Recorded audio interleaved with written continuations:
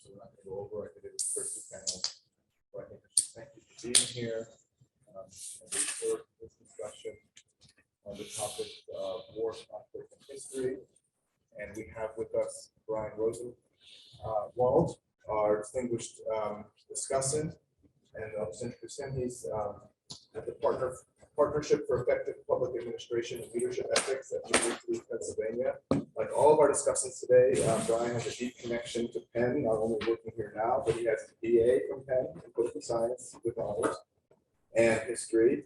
And he returned to Penn after getting his PhD from UVA. He's the author of Talk Radio's America, How an Industry Took Over a Political Party That Took Over the United States. He's a senior editor of Made by History, a Washington Post history section.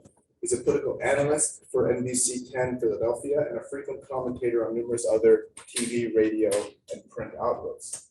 He's someone who's made history come alive and rendering it vivid within the contemporary context that we're in. So thank you for being here. We'll get started right now and turn things over to you, Julie. Hi, everyone. Thanks so much.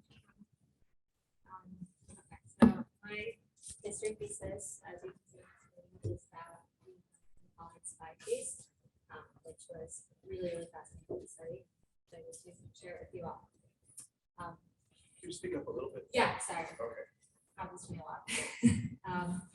So first and foremost, I just want to say that. Okay. I just want to say that studying the Pollard Affair was really, really interesting, and aside from what I argued, it just provided me with insights into the delicate balance that diplomats and other officials have to strike between maintaining national security and adherence to the law and diplomacy. There's individual reputational political concerns to think about, there's public opinion, and there's unintended consequences that you have to think about when you're making these decisions, like relationships. And in the case of the Pollard Affair, there were relationships with other countries outside of America and Israel that could have been affected by it. So there was just a lot to think about outside of the immediate ramifications of the case. And even though I tried to do my best in being pretty comprehensive, there's a lot of questions that still remain about the Pollard case. A lot of the source material that I would have used is still classified because it has to do with national security. And questions about whether anti-Semitism played a role in Pollard's sentencing and the actual damage that he caused to United States national security is unclear, and I don't think those questions can ever really truly be answered until all of those documents become fully declassified. So to formulate my arguments, I mainly used news articles from American sources, also some Israeli news sources, especially more in chapters 2 and 3. And I used some trial-related documents, those that weren't classified, although a lot of them were still redacted, large portions of them. And I got a lot of those from the CIA electronic reading room, which is a huge database. It has tons of stuff. And I also used a bunch of letters and statements from government officials and American Jewish leaders. And in terms of secondary sources, I consulted a lot of books and journal articles about American Jewry, Israeli security, and the US-Israeli relationship over time.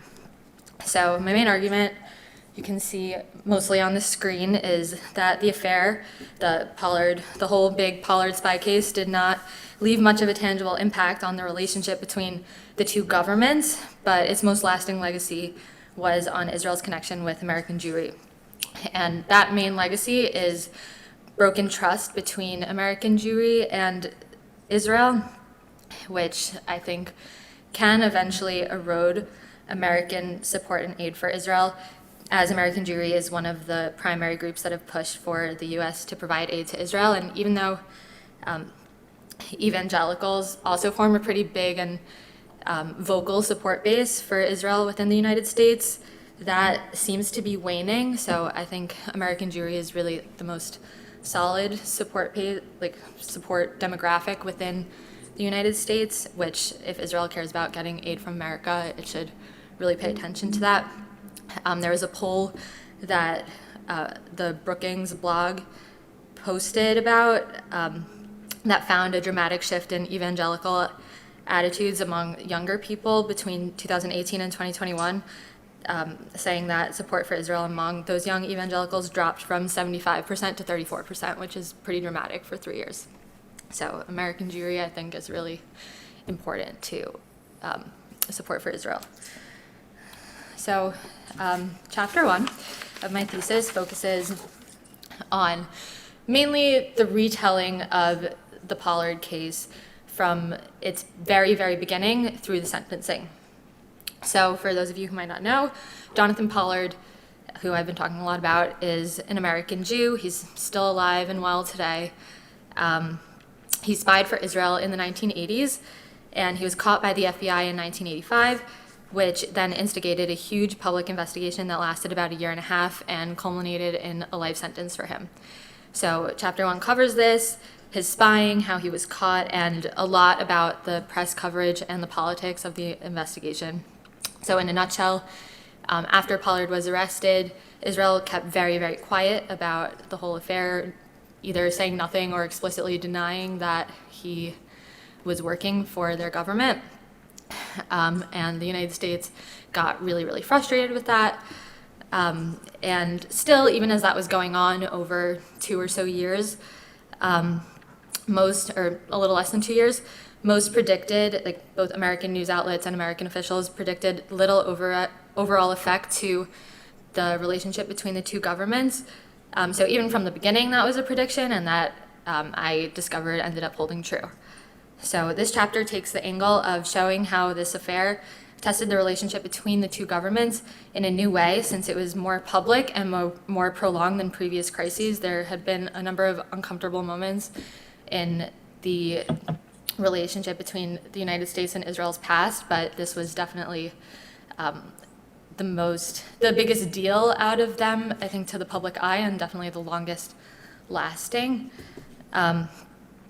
And so I mentioned some of those in the chapter, and Israel, based on precedent, had assumed that the affair would be settled quietly and through political bargaining.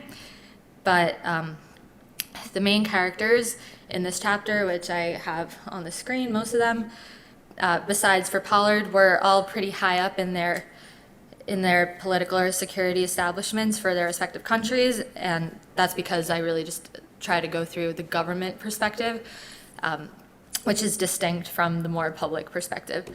So the U.S., to Israel's surprise, handled the case relatively publicly and as a criminal investigation, and I argue that this was largely due to the pressures induced by the so-called Year of the Spy. 1985 was a pretty bad year for American counterintelligence. They discovered a bunch of foreign spies on American soil. This was in the midst of the Cold War. So I believe that the United States national security establishment wanted to shore up confidence in itself at home and confidence in the United States, and send the very clear message that the United States was not going to tolerate espionage from anyone, even one of its closest allies, like Israel. So that is chapter 1. Chapter 2 takes a very different angle. I shifted the focus away from the government and toward another dimension in the affair, which was American Jewry. And since Pollard was an American Jew, the entire American Jewish community felt pretty involved and kind of implicated in the affair, although they tried to distance themselves from being implicated in the affair. They became pretty nervous about an uptick in anti-Semitism in the United States and charges of dual loyalty, like that other Americans would accuse them of being loyal to Israel over America. And they were understandably pretty upset that the Israeli government betrayed that community, which had been traditionally very supportive of the state of Israel over the years, since even before its founding, for the next over 3 decades, or 4 decades-ish. So many American Jews then sought to highlight the more American parts of their identities and emphasize that while they're Jewish, their American identities are paramount and they come first, in both character and in loyalty. So the Pollard Affair, I think chapter 2 really gets to the crux of my main argument of the paper, So the Pollard Affair exposed and exacerbated a gulf between Israelis and American Jews. It definitely didn't create the gulf, but I think it really deepened it. American Jews really sought to show that they're American, and Israelis insisted that American Jews will never be completely safe anywhere but Israel. And in this chapter, I recorded and analyzed a bunch of back and forths in newspapers between Israeli and American Jews that demonstrate this tension. And that was really fascinating, seeing them pretty much in direct conversation with each other. So the main argument is that the Pollard Affair caused, or exacerbated rather, a major fracture in the strong bond between American Jewry and Israelis, and that broken trust has never fully recovered.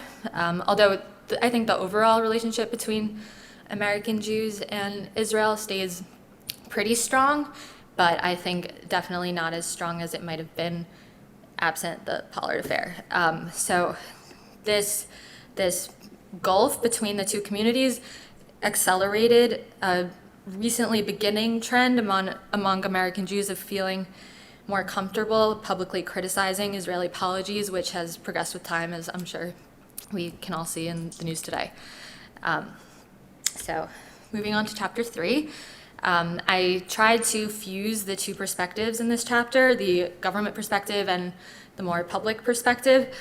So I went through the development of the case from the 1990s up to Pollard's release on parole in 2015, covering the politics from both the American and Israeli sides in the years after Pollard received his sentence. So it covered American juries and also other American officials, both Jewish and not Jewish, warming to Pollard over time, and the various political dynamics involved in discussions of clemency, pro, against, over 25 years. And I discussed why certain American officials advocated clemency, even if they didn't seem to have any personal stake in the case, though this clemency was never granted, and Pollard was really only released on parole after 30 years because his life sentence mandated that he be eligible for parole after 30 years, and I think he was released to the day, 30 years to the day after his initial arrest.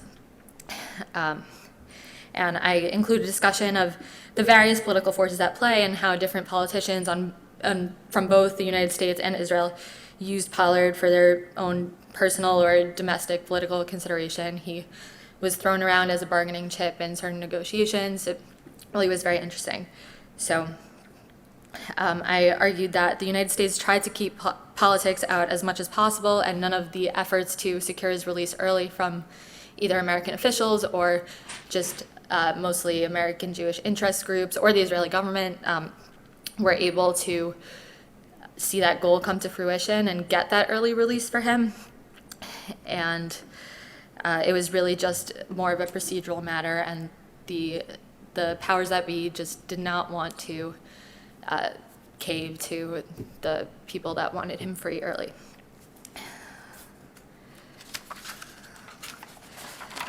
So the conclusion wraps up the story. It talks about how Pollard's parole restrictions were lifted at the end of December 2020, which was very interesting for me because I was only starting to think about writing my thesis at the very end of 2020, so it was really wrapping up then. And he immigrated to Israel. He was greeted by Prime Minister Netanyahu, who was Prime Minister at the time, on the tarmac when he arrived at Israel in the middle of the night. Now he's living his life freely in Jerusalem. But his case, which spanned 35 years, never really left the public or governmental consciousness during its 35-year span. It was always on the minds of American officials and a lot of American Jews as well, who worked over time, really since the American Jewish organizations really worked since the 1990s to start securing his release, but since then it was a pretty consistent effort.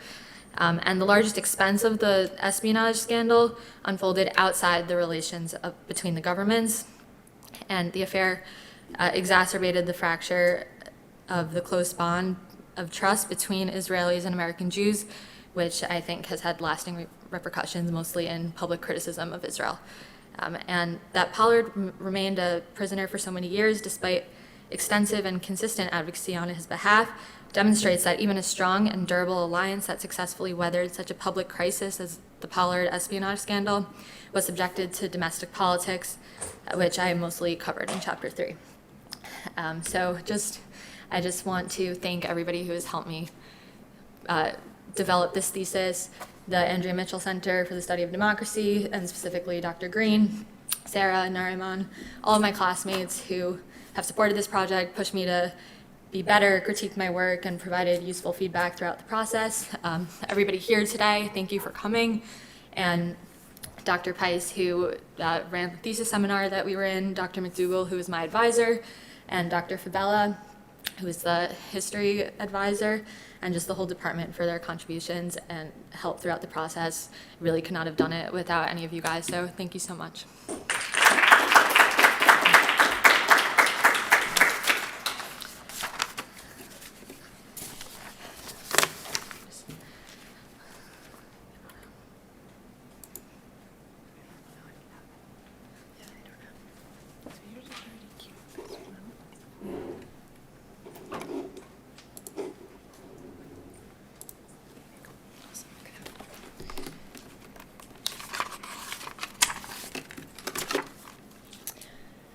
Okay, hi everyone. My name is DENALI SAGNER.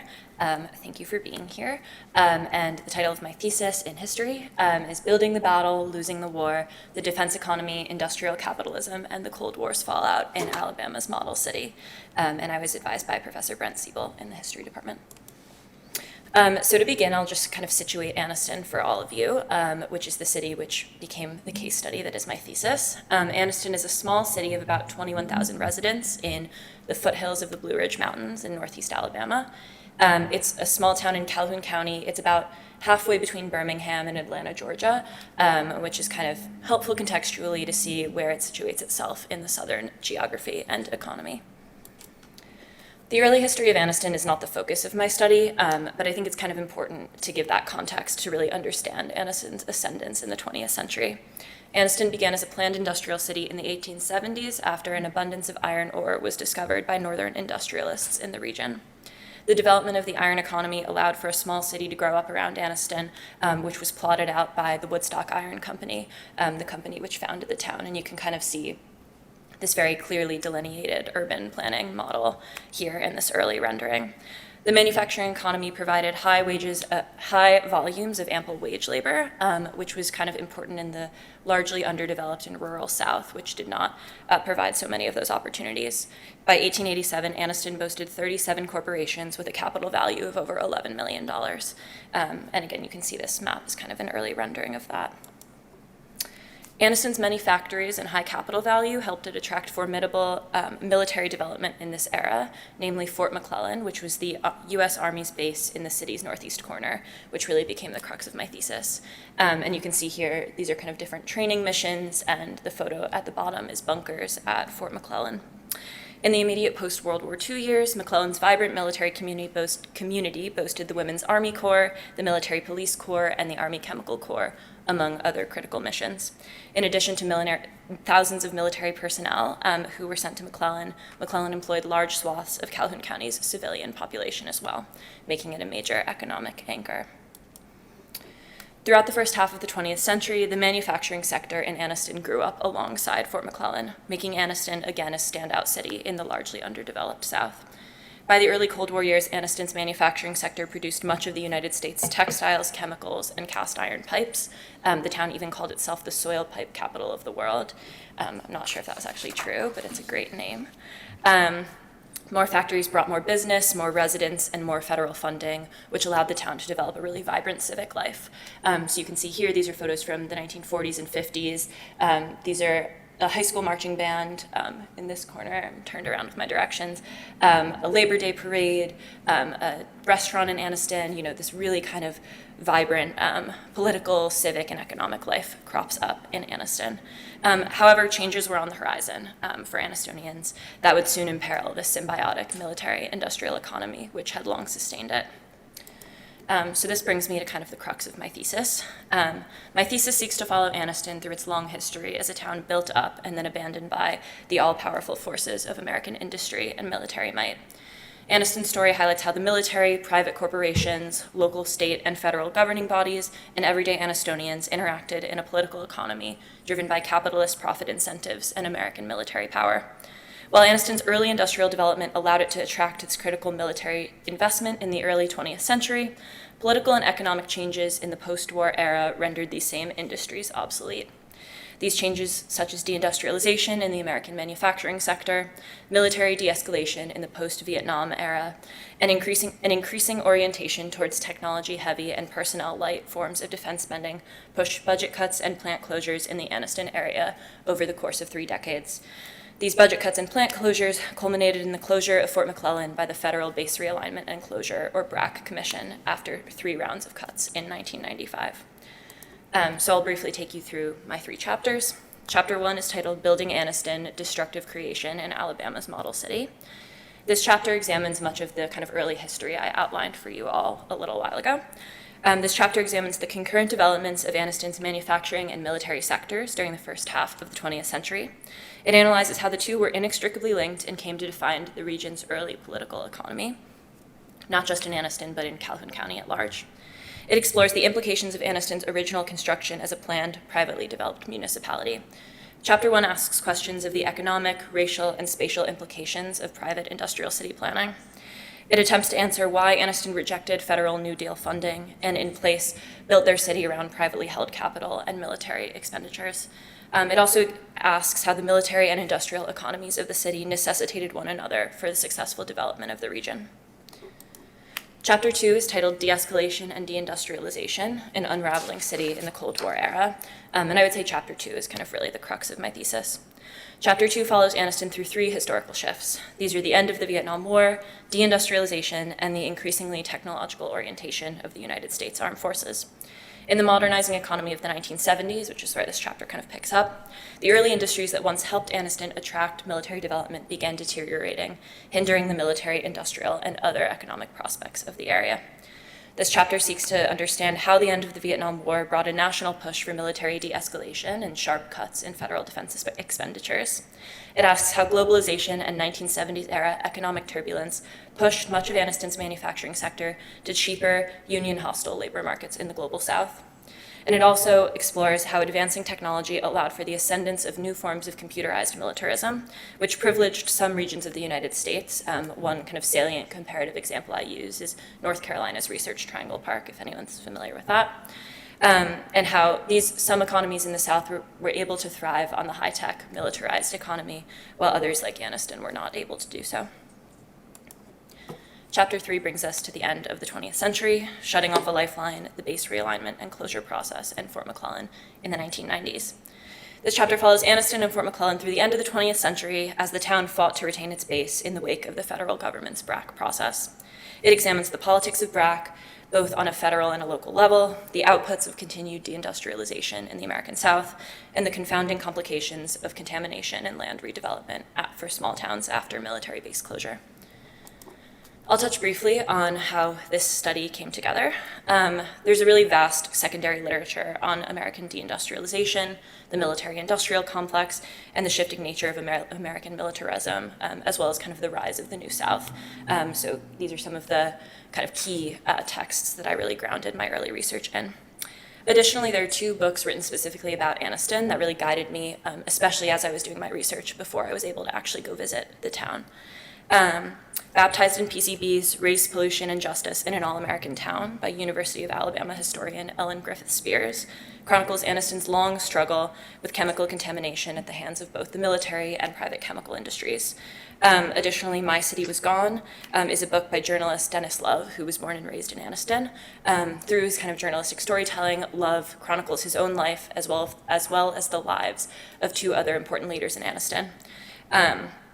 He mostly, again, discusses the battle Aniston had with the Monsanto Chemical Company over chemical contamination in the 1990s. My study doesn't specifically focus on chemical contamination in Aniston, which is kind of where most of the literature about the town is grounded.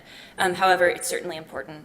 The military contributed to a lot of chemical contamination in the town, as well as many of the industries I discussed, and it was really helpful to kind of get an eye on the ground in these 2 books.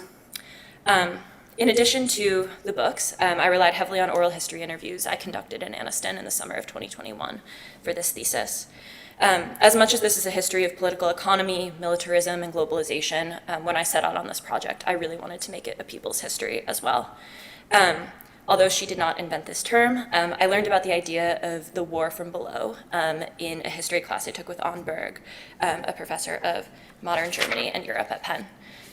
The war from above in Aniston is the story of technological innovation, American militarism, and federal bureaucracy. But the war from below in Aniston is a different story. It's one of livelihoods lost, local economies changed, and the human experiences of the outputs of military industrialism. I really wanted to ground this principle that I learned in the Penn History Department in my own research, which is where those oral history interviews kind of came in. Additionally, I conducted archival research on that same trip at both the University of Alabama and the Alabama State Department of Archives and History, which was very cool. So I want to end with some implications of my study. It may seem a bit interesting for a Penn student who had previously never been to Alabama to write a 115-page thesis on Alabama. But I think through Aniston's story, my thesis highlights some really kind of key themes in American history and modern political life. Aniston's story highlights the inextricable connection between the American defense economy and modern deindustrialization, and more specifically, the unsustainable nature of American war-making as a business venture for small towns. The impacts of Aniston's deterioration are clear today, impacts that I saw on the ground when I was there. Since 2010, Calhoun County has lost 5.2% of its population. Job growth remains low at 0.2% per year. And Calhoun County's largest employers remain many of the old industries that I discussed earlier: car repair, chemicals, textiles. But again, these industries are certainly not safe, as continued deindustrialization really ravages all parts of rural America. Chemical contamination and environmental pollution from both private industry and military training run rampant in Aniston, which have been correlated with high levels of cancer and other diseases. If you do a Google search on Aniston, one of the first things will come up is the lawsuit the town waged against the Monsanto Chemical Corporation for the many, many cases of cancer and other chemical-related diseases that happened there at the hands of negligent industry. Aniston's case study begs the question of what it means to be a patriot and an American, what is owed to Anistonians who gave their lives and livelihoods to the quest and the business of war. So I'll end with kind of one more piece from my thesis. Aniston's history epitomizes the exploitation and devastation of small-town America at the hands of this country's dual gods, capitalism and national defense. It is a testament to the lore of militaristic patriotism that built towns like Aniston, the all-encompassing power of the industries that ruled it, and the people that lived and died in its factories, neighborhoods, army bunkers, and oncology wards. While the world moves on to new frontiers of American industry, artificial intelligence, technologized global war, and climate change, Anistonians remain here. So I don't know if we're doing questions, but thank you so much.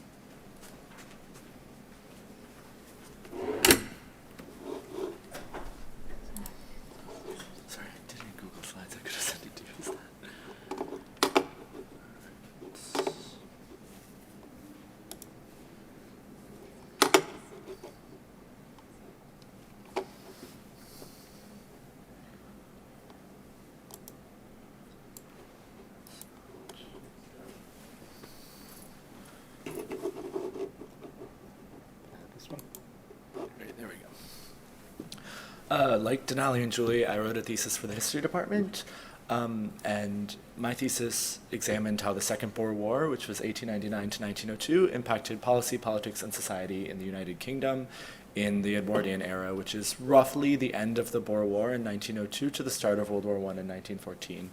In doing so, I was fortunate enough to be advised by Professor Peter Holquist in the history department.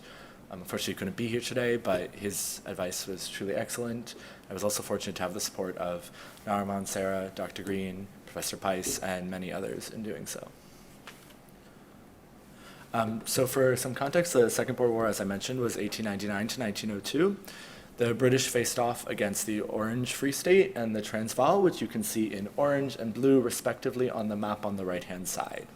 All of the area that is in red was controlled by the British, with the exception of Zululand all the way over on the right. And as you can see, the British, even within Southern Africa, control a great deal more territory. The combined free citizen population of the Orange Free State and the Transvaal was probably somewhere between 30,000 and 40,000, whereas the British had a massive empire encompassing India, Canada, Australia, not to mention the metropole itself.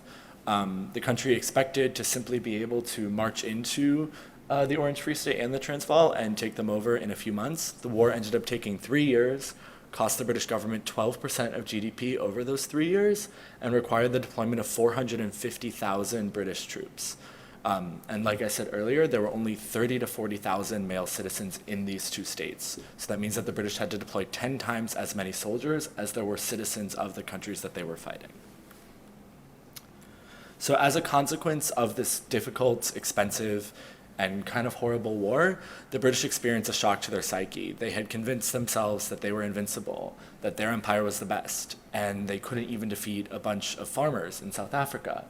And an idea starts to spread, what if this was Russia? What if this was Germany? And social Darwinist thought really sets in that Britain is doomed, Britain is on the decline, and something must be done. And to that extent, there were 3 commissions set up, the first of which was the Elgin Commission. Composed entirely of civilians, the commission did not opine on the actual tactics and strategy of the war, but rather focused on structural issues that impeded British war making. These are things as varied as the fact that 250,000 of the rifles sent with British soldiers had faulty sights, to ambulances that were not good enough for healthy people to ride in, much less sick people, to failures in recruitment, mobilization, you name it, they talked about it. I've included some of the things that they talked about over here on the right, but it's a 400-page report and they were extremely detailed. And like I said, one of the things that they focused on was recruitment shortfalls, and that really becomes the focus in the public's mind. So to that extent, one of the reasons that the British convinced themselves that the recruitment shortfall was because there were not enough fit young British males to serve in the army. The idea was proposed that the army simply didn't pay enough because pay had not been risen in decades. That idea was dismissed, and the idea that British males were not physically fit to serve really took root. One study based on extremely faulty data estimated that only 40% of people who signed up for the army were still in the ranks after just 2 years. And that number and that idea really spread across Britain. And to that extent, they set up a committee on physical training in Scotland. They never explicitly mentioned why Scotland, but Scotland was poorer than England and had far worse health, as well as it was also a hotbed of recruitment for the military. So that would be my guess as to why they chose it. And when they undertook the study, they discovered that many schools in Scotland were not offering physical education at all, or the teachers who were teaching it were completely untrained. There was no standard. Urban schools had no area with which to exercise, and they proposed a number of reforms. It's interesting to me that a lot of the exercises that they proposed for physical education are not things that we would consider today. The single biggest thing that was undertaken in Scottish schools was military drill, which without weapons, but it's just like marching in ranks, exactly as you would see with like soldiers on parade. And it's very quasi-militarized, even without the implication of we're training these young people to be able to serve our country and be in the military. And there was one other thing that they had that was extremely militarized, which was rifle shooting. And I still don't understand how rifle shooting qualifies as physical education, but they recommended that more people do it in schools. And it was also recommended that children under the age of 14 use dummy rifles when doing rifle shooting, which implies, to me at least, that in Scottish schools, children under 14 were being given live rifles for physical education. Notwithstanding that, the committee makes a bunch of recommendations on how to improve physical education in Scottish schools, including better training, more access, dedicated time carved out for that, specialized teachers, and a system of inspection to ensure that the schools were doing what they were supposed to be doing. There was one more committee that was set up to study explicitly the problem of British physical fitness among the young men. It was called the Interdepartmental Committee on Physical Deterioration. Very quickly, this committee determines that they don't have enough data with which to make any kind of determination. So they do something that was really new for the time, and they go out and they collect their own data. They send statisticians into British schools to measure students, weigh them, do all of the things that you might expect. And then they based their decision off of that and surveys and already available data, like the Army's recruiting returns. And they discovered that there was some truly horrible physical fitness among the British young, but they could not determine whether this was a new thing, as in had it gotten worse, or whether this was just a product of urbanization. As a consequence, the committee identifies a number of problems, including poor nutrition, alcoholism among parents and families, overcrowding in housing, a lack of access to schooling and food, and teeth in particular was a major problem. Teeth was the single biggest reason why people were not able to join the Army. They were rejected because they were physically unable to chew the food that the Army was offering. Dental care was not really a thing. It was not covered by the Poor Law, which was the way that the poor in England got their healthcare at the time. And one of the things that the committee really struggles with, and that we're still struggling with today, is how to balance the competing desires to make sure that kids are all right and parental responsibility. They mentioned several times, focusing on the issue of free school meals, which were not offered in British schools at the time, that they don't want to take away the responsibility of parents to feed their young, but they also don't want children to go hungry. And the committee decides that they would rather the British state offer meals to poor children and release that parents from that responsibility than keep the family intact. There were people that they interviewed who disagreed with that, including a Catholic bishop who thought that it would be the end of the family as we knew it. And so after these committees occurred, their results are published very widely across the land. And very shortly after, in 1906, we get the general election, and the Unionists, who are shown here on both maps in blue, lose very, very dramatically to the Liberals, who are here on both maps in yellow. They lose 246 seats. Here you have 1900, and over there you have 1906. And a large part of this was because the Unionist government had opted to ignore the committee's recommendations because they did not want to raise taxes on the wealthy and they did not want to institute new social programs. Unionists, on the other hand, promised to implement new social programs, which you can see pictured on their poster all the way on the right. There are other references to South Africa there as well. You can see the second one under what Toryism means is faulty rifles for our soldiers. The Unionists were in charge during the war, and the Liberals are charging them with not only causing the problems in the war, but also with not wanting to fix them now. And so once the Liberals and their labor allies take power, they implement a whole slew of policy changes. There are new laws on alcohol licensing to try to cut down on alcoholism. Free school meals are implemented widespread for the first time, although they are not mandated. Schools can opt into the program and use poor law taxes to do so. Workmen's compensation, old age pensions, trade unions, basically you name it, they tried to implement it. It was really the most drastic expansion of the British social safety net to date, and provided a template for Clement Attlee and the Labour Party to follow after World War II, and they constructed the modern British welfare state as we know it. And this created a big problem because they did not have the funds to pay for these programs, which we will see in just a second. And in terms of foreign policy, the Liberal policy was also to sign alliances with other powers. They deepened the Entente with France, and they engineered a rapprochement with Russia, whereas the Unionists had taken the opinion that Britain was away from the continent and therefore could only lose by entangling itself in permanent alliances. Yeah, so as I just said, the Liberals had a severe budget shortfall with which to pay for their social programs, and so they proposed two things. David Lloyd George, the Chancellor, proposes something that he refers to as the people's budget, and it includes income tax surcharges on the wealthy, a rise on a state tax, a new land tax, and a number of other taxes that really target the landed gentry in Britain. And all of these taxes are very low by 21st century standards, but by early 20th century standards, they were outrageous. And the idea that you should separate the rich into their own tax bracket was new to that time anyway. It had only been implemented just about a decade prior. And now they wanted to have a new surcharge. And other members of the cabinet, including Churchill, who was First Lord of the Admiralty at the time, referred to it as a policy of a minimum standard, that every Englishman should be guaranteed a minimum standard of living in which to improve the nation. And they explicitly linked this to the problem of British readiness for war. In a few speeches, David Lloyd George compares the cost of a duke to the cost of a dreadnought, which is a kind of ship. And so he says, every duke costs us 2 ships. And he presented it in that way to try to make it more palatable to the masses and more palatable to the voters. At this time, the House of Lords retained their veto, and they vetoed the budget for the first time in 200 years. That results in 2 elections in 1910, almost exclusively over the issue of the people's budget and the House of Lords' ability to block it.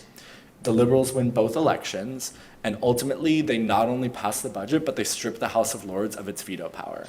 And so to my mind, that can be directly linked to the idea that Britain is physically unfit and not ready for war, which in it of itself is a direct result of the Second Boer War. It wouldn't be a discussion about the impacts of war without at least a brief discussion of the military itself. Under the Liberals, the military gets a complete reorganization. We have a new general staff whose sole job is to plan for the event of war, which did not exist in Britain beforehand, but existed in most other European countries and in the United States. We get new expeditionary forces so that Britain is better prepared to send soldiers abroad if need be. Previously, the bulk of the British military had been reserved for service in the United Kingdom itself. We also get a shift from focusing only on the Navy and believing that the Navy would be sufficient to protect the empire to treating the army as much more of an equal.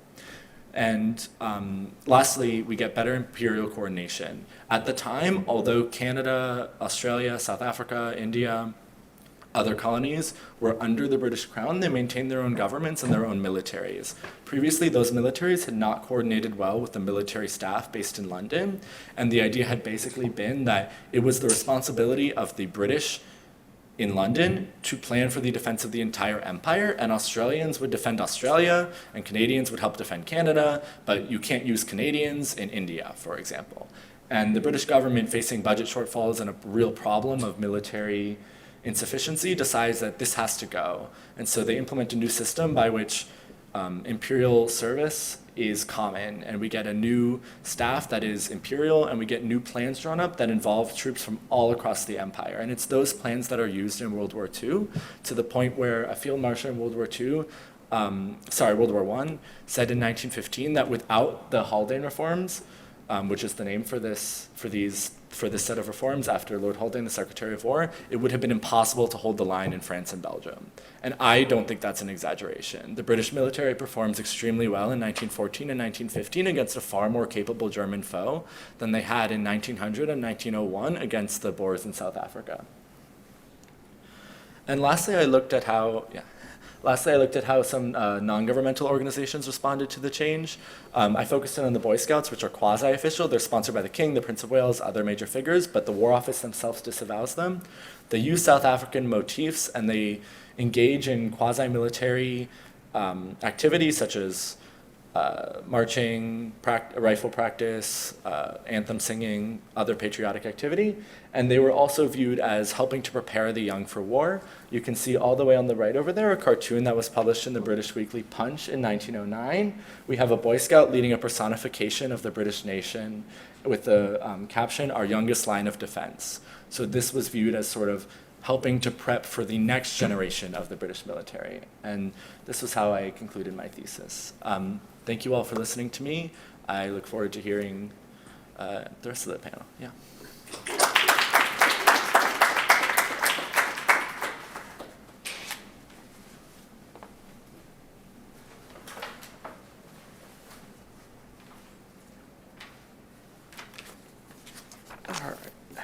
All right.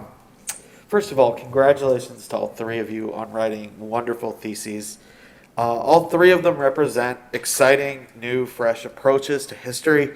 They're the best of political history today. When we think of political history, we've started to conceive of it in innovative and new ways, and all 3 of you embrace that approach. You didn't just focus on the top-down and elected officials, but you also didn't exclude those officials. You also did not write theses that left out the power politics and things that some social historians and others tend to leave on the sidelines. I'm going to offer some brief remarks about all 3 theses together, and then I'm going to go one by one through and offer you some specific feedback. But Julie brings in non-governmental actors into diplomatic history, which I think is really important in determining the context politically of how this works. DENALI focuses on a place and a community and the way that it approached military funds and how the decisions shaped by the military end up shaping that place long term and leaving it in not great shape, to say the least. And Eden, you periodize your project differently and challenge the literature and how it looks at things, and you also weave together social, military, and political history. All three of these theses make real meaningful contributions to historical literature, which is the hallmark of good scholarship. You took on difficult questions, you embraced methodological challenges, and that's to be commended. These are really outstanding pieces of work. And you also, maybe to me, the most important thing with scholarship is not only did you provide insight and contributions, but you raised future questions for scholars to look at that are important to consider. And again, a hallmark of really good work. If I had one critique that's sort of general, I think that you fell into a little bit of the trap that so many scholars get caught up in. It is I think it's the hardest part of this is you want to say something when you're writing scholarship. You want to be making a point. But sometimes there's a temptation to, when you want to make big, bold points, to stretch a little bit beyond where your evidence can support or substantiate things, even though it's not necessarily something that you have to do. But that is something that I think that in graduate school you go through a book a week that does that. So it's a pretty common kind of thing. In DENALI's case, it was the idea that you have a very provocative, interesting idea that military spending is a way to avoid the New Deal. It's a way to avoid New Deal programs because this is conservative Alabama. And you note that they're worried about their social order, they're worried about the racism and the white supremacy of Jim Crow, but and you say that that's a way to avoid that. But you do also admit in there that the New Deal kind of doesn't challenge Jim Crow. Part of the dynamics of Congress at that point is that FDR needs conservative Southern chairmen to get his program through. So they explicitly exempt, for example, domestic workers and field workers from Social Security. So I don't think you necessarily had to go that far on that point to make a really good, meaningful contribution. You already had established that. And then Eden, I think that sometimes you stretch how much the Boer War actually, what policies it influences. You mentioned later in the thesis that old age pensions are, one part of this agenda of reform. And I don't think you have to stretch. I feel like you were kind of stretching a little bit to say, well, this is all coming out of the war. But what you really only have to say is that the Boer War creates the political atmosphere to reform policies that aren't connected. You don't need an explicit connection there because you've already established something really good and interesting, which is to say that this war, this small war on a different continent, has kind of changed British politics. And that's a really big point in and of itself. So to go one by one here, and what I picked up out of your theses, Julie, you raised some fascinating questions. The tensions and conflicts between the Justice Department and the State Department and how to handle this case.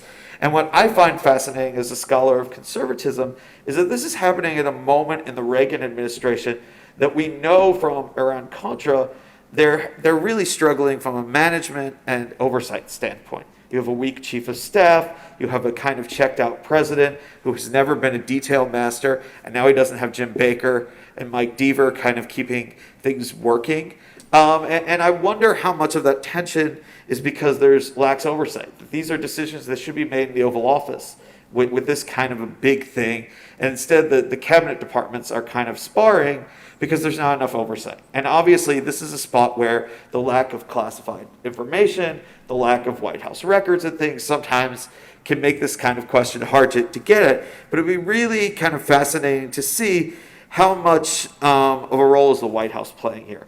How much of a role is this going all the way to the top? And how much of the kind of diplomatic trouble that the Justice Department is creating is because they're not getting that leadership, when at the end of the day, because you have multiple cabinet departments, multiple areas, this should have been presidential leadership. Then I think that you have a really meaningful contribution in terms of talking about American Jews and how they react to this scandal and how it makes them more willing to criticize Israel. And I wonder, this is happening in a moment that beginning in the late 70s, and you mentioned this in the thesis, you see the rise of Likud in Israeli politics. And Israeli politics are taking a massive jump to the right. Well, at the same time, American Jews tend to be left-leaning. So I wonder how much this scandal and this kind of realization that Israel has its own agenda, that Israel's politics are not necessarily those of American Jews anymore, is contributing to how American Jews receive kind of the entrenched dominance of Likud that begins in the 90s and goes subsequently. And I think that it's really important to historicize this relationship because you have today a growing sentiment on the left that is kind of anti-Israel. At the same time, you have a lot of support for Israel on the political right because of evangelical Christianity and some theological stuff there that's related to it, as well as the GOP's base being evangelical Christians. So I think that it's a really kind of fascinating thing of whether this is the moment that we start to see the fracturing of the alliance between American Jews and the Democratic Party and Israel.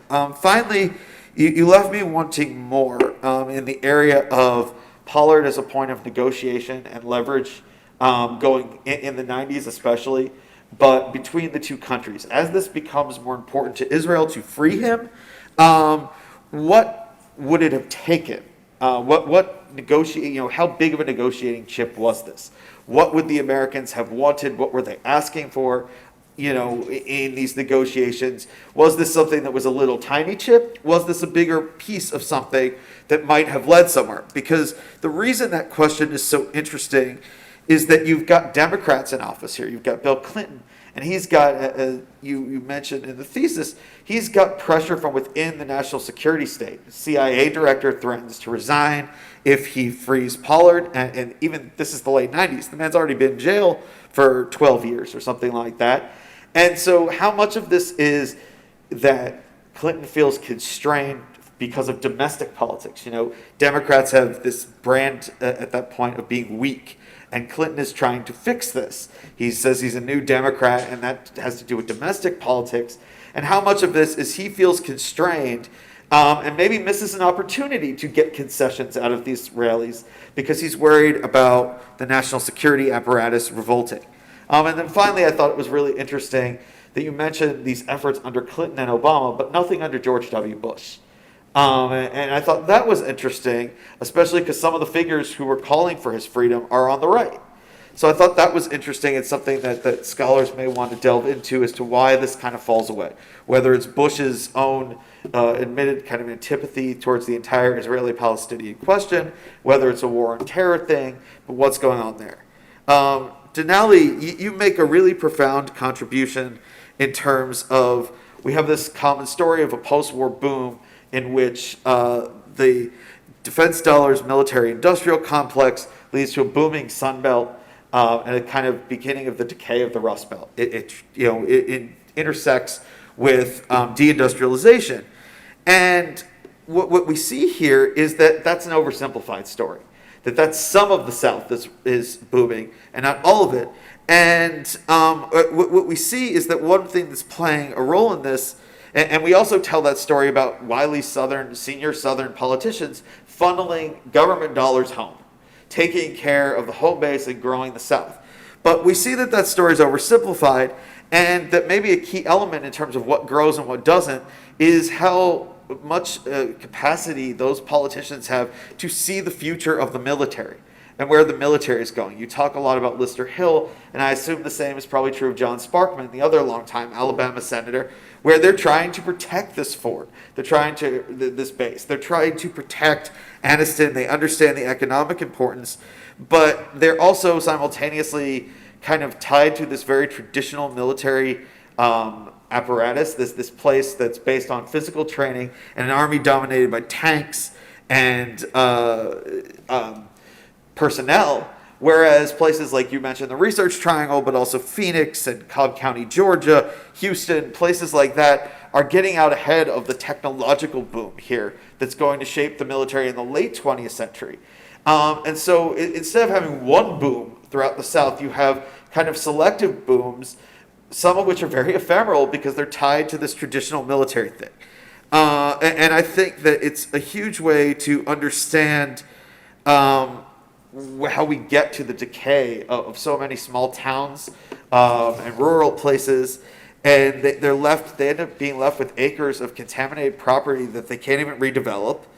And Aniston goes from being ahead of the rest of the South at the beginning of your story to facing really bleak prospects. I also think there's interesting questions here about whether Democrats had an opportunity. They're really slipping in the South starting in the 80s and 90s. And you have this BRAC process going.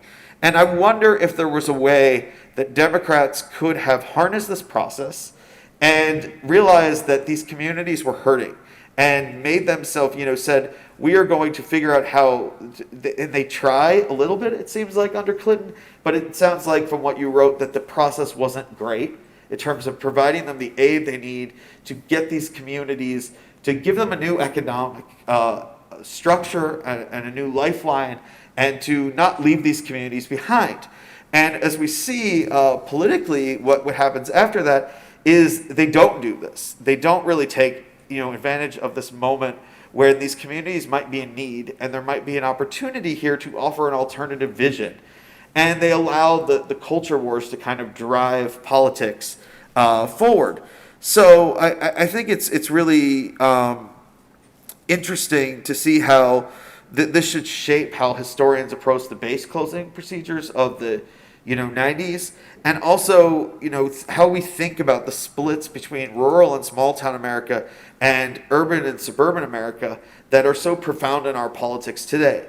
There's maybe some of this is shaped by the military and how politicians conceive of military dollars over time.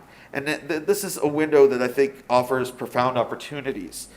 Eden, you draw a little bit of the short straw in that my knowledge of British history is not particularly great.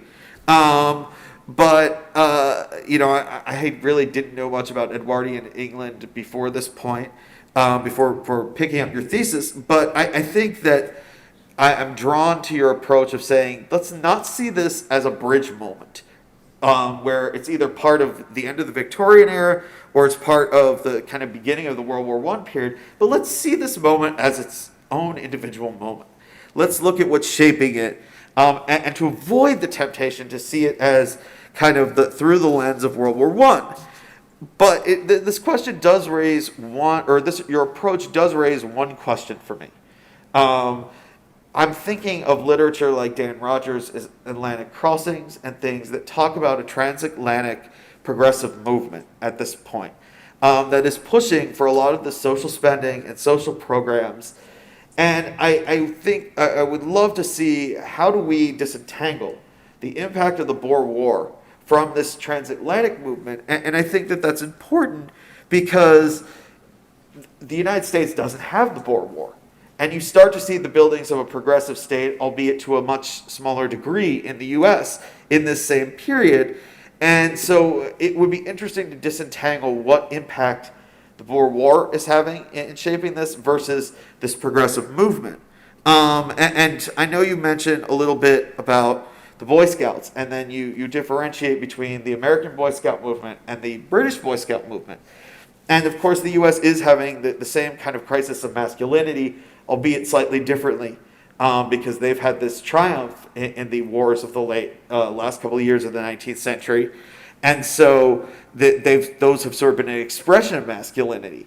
So what I think is interesting here is I think you're right on in saying, let's keep international affairs out in terms of the World War I focus. But I think you have to kind of balance these two forces between this movement that is going beyond borders and this very uniquely British panic that is triggered by this small war that ends up being kind of a disaster for the British, and that takes so much money and time, because that will have some impact on the specific developments of the British state and British welfare capitalism versus the United States version of a social welfare state, and the United States, the achievement of progressives. So I think that there is an international context that you might want to conceive of here, but it's slightly different than the one that most historians use. But overall, I found all three of these really enlightening and interesting, and the finest in historical scholarship. So I, congratulate all three of you on writing wonderful theses.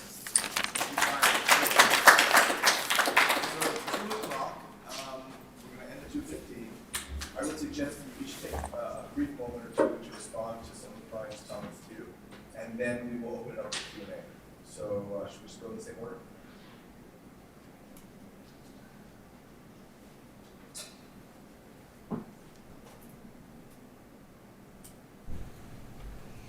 Sure. Thank you so much.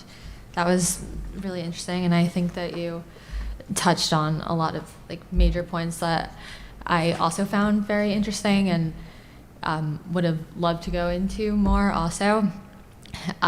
The part about Likud and American Jewry largely being on the left politically, I think is very true. I think that the shift in Israel toward the right, which has lasted a pretty long time overall, definitely gave American Jewry it gave American Jewry somewhat of an awakening and an awareness that Israel has its own interests, which I think they probably knew in the back of their heads, but it definitely came to the fore a lot more with Menachem Begin's election in the late 70s. However, I think that it didn't cause as much of a gulf between, I don't think that it really contributed toward that, toward the gulf. More in my background research, I wish I could have included it more, and I didn't, and maybe I should have.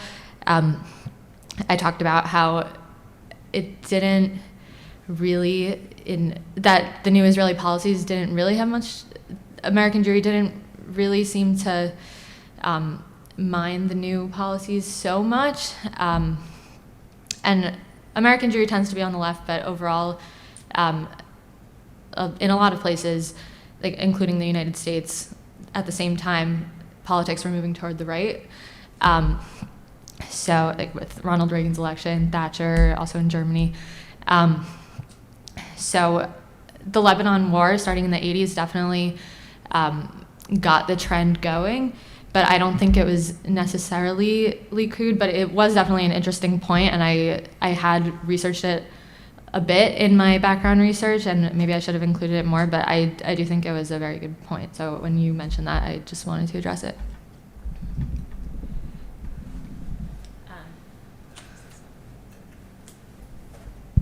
Hello. Awesome. Okay. Thank you so much. I found your point about the Democratic Party and their inability to harness the base closure process to be really interesting. And I was thinking about this as you were talking about it.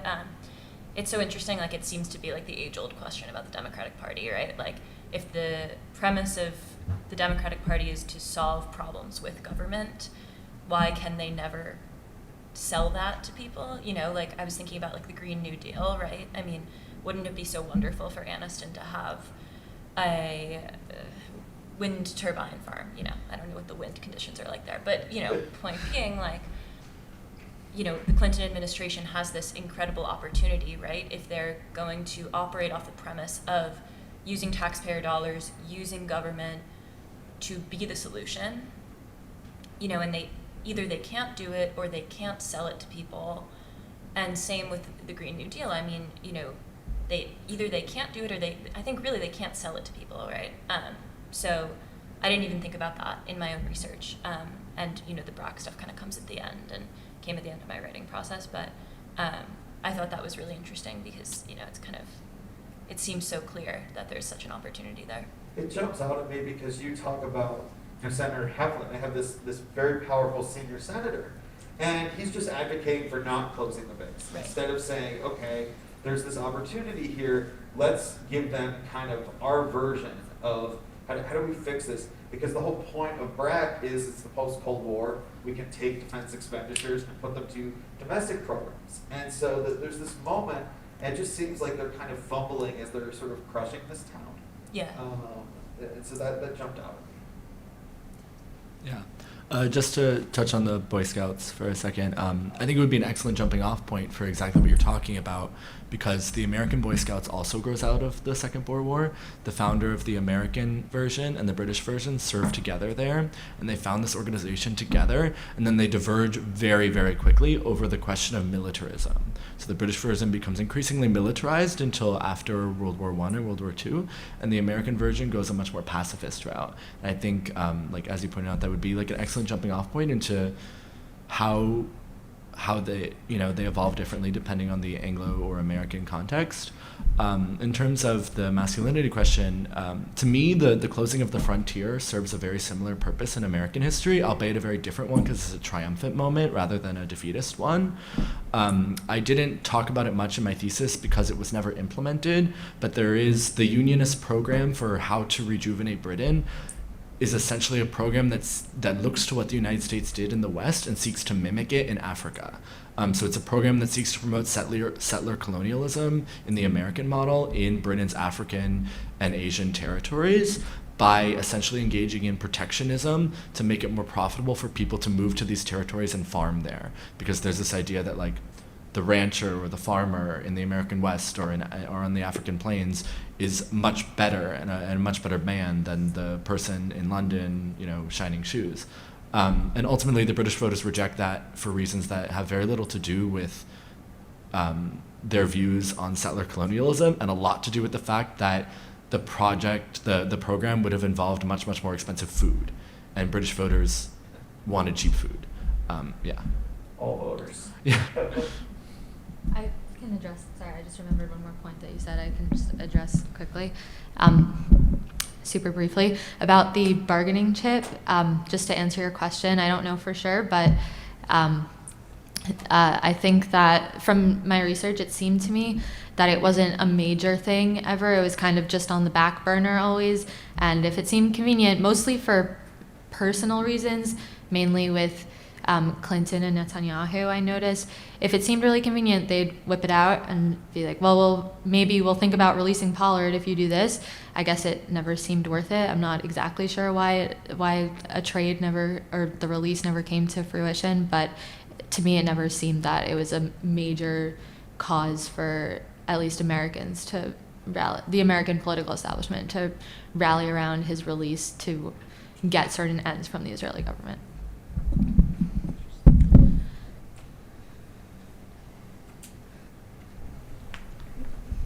Thank you all for these papers. They're very well researched and very interesting. Julie, former student, hi. I wanted to just ask you, you noted that there was a warming that happened to Pollard over this time, and I was curious if you could give us an idea of what accounted for that in the American jury, why it was that in the beginning there was so much opposition, and I have a question for each of you, but why there was so much opposition, and then over time they warmed. So that's a question. And then for Eden, I thought that your pairing of the loss of Union seats, the gain of Liberal seats, with this rejection and acceptance of the recommendations was really interesting, and I was curious how much you think that was like rhetorical talking points by the Liberal government, or how much they were able to align it with other, I think Brian called it progressive vision that was a part of the platform already. So I was curious how you were thinking about whether it was a true acceptance and bringing, or it already aligned with some of the political platforms that they had that accounted for that. And then DENALI, thank you for your project as well. And I'm curious, because it's a case study, how you were thinking about Aniston in relation to some of the other cities that experienced similar deindustrialization and demilitarization, and whether you think Aniston is something unique in this, or how we can think about it as part of a much bigger American tapestry within the American South, but perhaps also elsewhere in the Northeast and some of the Rust Belt states. Thank you. Did you ever? I guess I'll start. That's a really good question, and one that I was also surprised by and interested by when I was doing my research.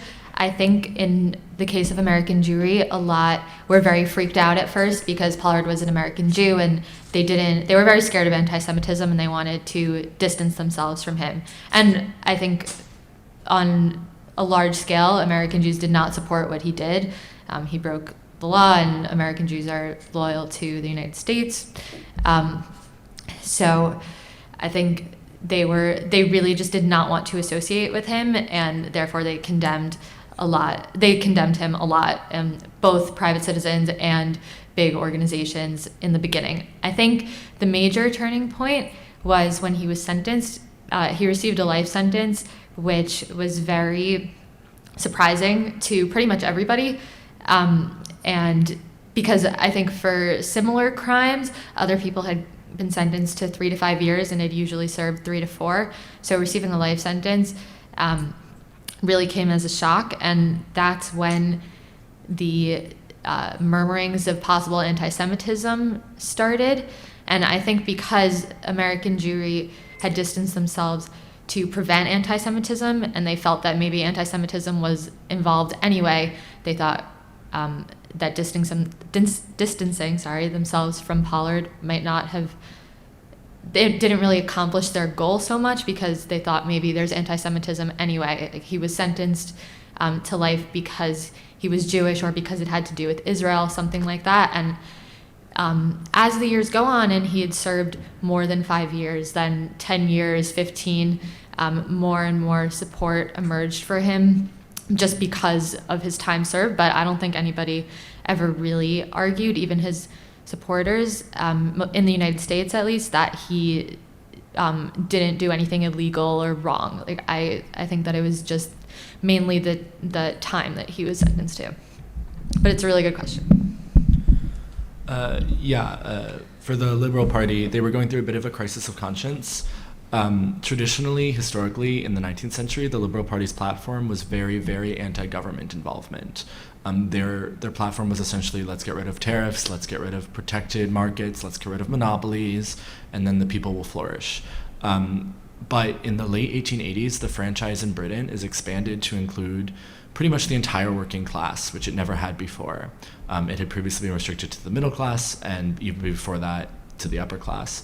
And so they're struggling to find an identity, especially in the face of this new Labour Party, which really only wins seats in 1906. And really the Labour supplants the Liberals as the opposition to the Conservatives within 10 years of them winning this really resounding victory. So I think that for them, it was an opportunity to capitalize in a moment where they were bereft of really a coherent ideology. Great question, and I'll try to answer it briefly. I think that Aniston's story is important. I think because we kind of have two narratives of post-war American life. We have the Rust Belt and, de-industrialization in the north, cities like Detroit, Gary, Indiana. I mean, these cities are just completely gutted. All of the factories go to the global south, go, to the American South. That's more union hostile, cheaper labor. And then we have the American South, which kind of has this ascendance. Cities like Phoenix, San Diego, Austin, Texas become kind of these hubs of tech and aerospace, and these are the two competing narratives. And I mean, of course, there's a bigger question of why we kind of dichotomize North-South in American history in general. But Aniston's story is like almost a northern Rust Belt story in Alabama, which was why I picked it. I think it challenges a lot of the assumptions we make about how this history is told.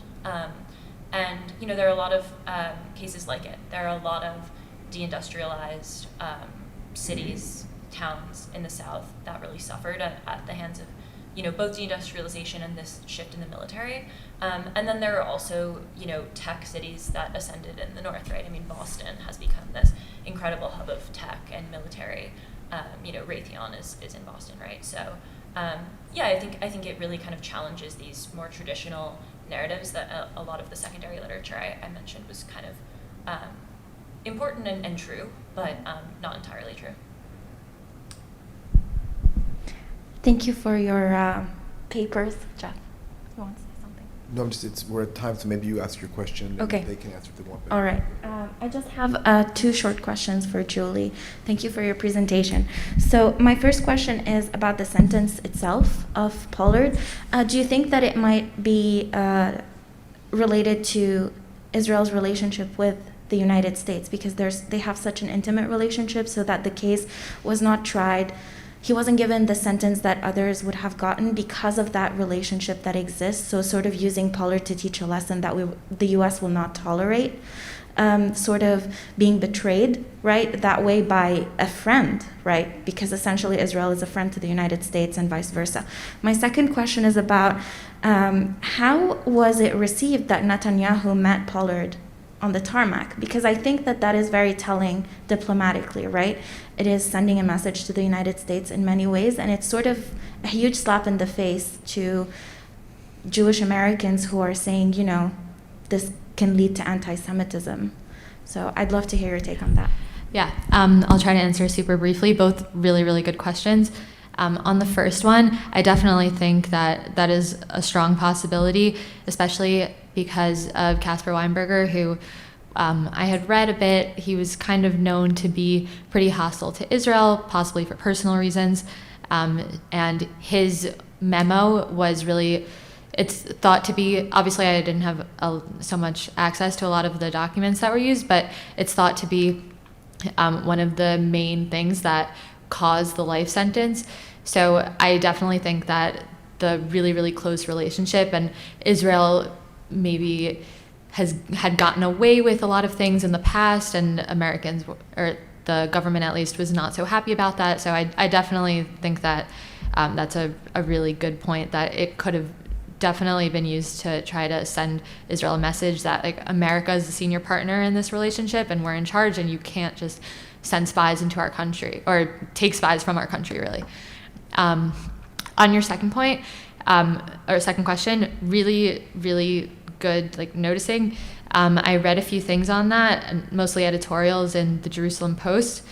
And I think, at least in Israel, it was pretty well received, and also among American Jews, it was pretty well received, because over time, Pollard had come to be seen as an Israeli hero, by Israelis, not really by Americans. But Pollard landed right in the middle of the night, and it was a private flight, so that was done very much on purpose. And they didn't make a whole parade around him, so I think it was seen as just a very deliberate effort to put the Pollard case behind it. And for Netanyahu, I think he tried to tout it as a personal victory a little bit, because he had been a pretty fierce advocate for Pollard throughout his long career up to that point.